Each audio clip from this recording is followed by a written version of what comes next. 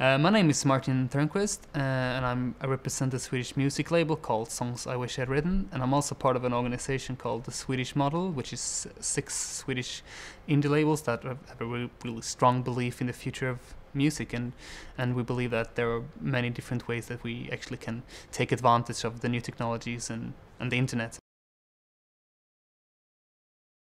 To me, the changes in the music business the last couple of 10 to 15 years is all about the power shift from the record labels to the artists and to the fans, and that is happened through digitalization, decentralization, and which has led to a democratization, which I think is that's the major thing that has happened, and it's amazing. When I do presentations, I have a slide which is like a cow, the guy lying under the cow drinking milk directly from the cow, and to me that picture shows that okay, it's possible to create a connection between the source and the consumer without a middleman, but as in the milk example, it's much more convenient to actually have a middleman, and for the cow the cow, it would be much easier for him if there was a middleman who took care of him and fed him and all of that. And to me, artists are often quite bad administrators, and of course they need people to help them deal with all of the issues of a career or all of the issues of touring and recording. And I think that actually, if you call them music label, if you call them managers or whatever, I think they need help, and that's why I believe in the future of me. But what is really positive, if you look at some trends going on right now, it's clear that whereas before record labels used to sign artists and be the god for an artist, all of a sudden we see that artists is actually signing labels. So the artist is the guy in power saying, I need your administrative help or creative help, and I need your help with booking, and I need your help with publishing, and create a team around him. So the business is built upon the art instead of a business being built from the art, which is a completely different thing, and I think it's a really important change. I've always said that I'd rather have 100,000 listeners and 100 buyers than 100 listeners and 100 buyers, because I can do loads of things with all the listeners we have. And the free thing works really well to get all of those listeners. And then when you have the fans, you also have the possibility to be creative about ways for the fans to actually engage. And whether that's a t-shirt or whether that's just, sometimes people actually want to pay an artist that they like because they feel that, okay, this is, I would really contribute to this, and then they pay. So, I mean, it's really important to use the 3 thing to lower the threshold to get into an artist, because there's no way, before you used to pay for something and then afterwards whether you liked it or not. Today we give it away for free, you listen to it, if you like it you engage more and maybe go to a concert or donate money, but if you don't like it, that's okay. It's not a loss for me if anybody doesn't like it. That's okay, because it doesn't cost me anything to distribute that piece of music to him.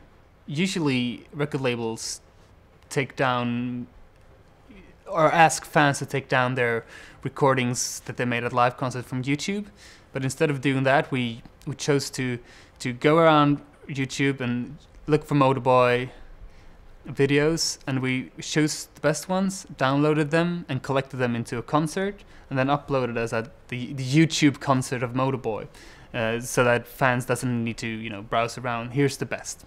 So I think that's a really good thing, to use the fan as a workforce, and then say thank you very much. Here's what you've done. Thank you for giving your time to us and help us promote us.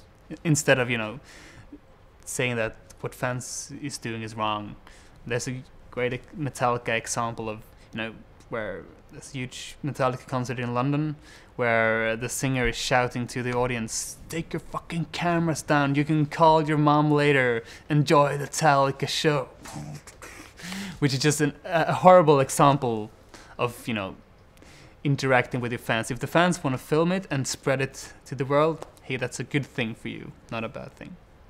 The biggest mistake ever made in the music industry is to hunt your fans with lawyers and to do everything to them to, you know, stop doing what they want. That's the worst thing that have ever happened to the music industry.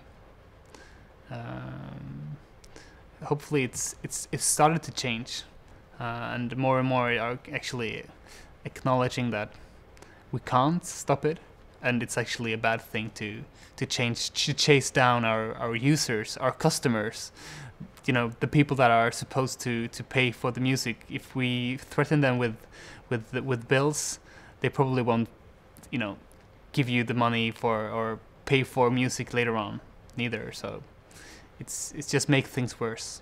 There's no reason to try to stop this evolution, and you should learn that you shouldn't try to stop it. Instead, you should come up with ideas already now of how you should, you know, deal with that new future or that new reality. I see myself as a very modern music label that is really good at doing very much with very little.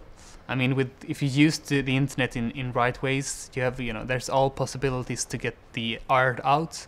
So I see myself as a very modern company that will always be around as long as the musician will need help. And for me, it's not a problem if I run out of business, as long as the musicians find new way to earn money. And I'm really happy that the artists that I work with right now doesn't have to have a day job. That's, you know, that's my main goal. I'm really thankful to the broadband companies. Some people might say that some people are saying that the broadband companies should pay the music industry a lot of money because content is floating around their network. But I'm really thankful to the broadband companies for building those motorways for digital content that I can use for free, that somebody else is paying for. It's like, you know, you doesn't pay for the water that comes out your tap at home. You pay for somebody building the pipes and keeping the maintenance up. So I'm really thankful that somebody else is paying for the possibility for me to distribute music for free, instead of me paying to the postal office and to send music to people. I can just distribute it for free on those digital motorways that somebody else is paying for. And so thank you very much, broadband companies.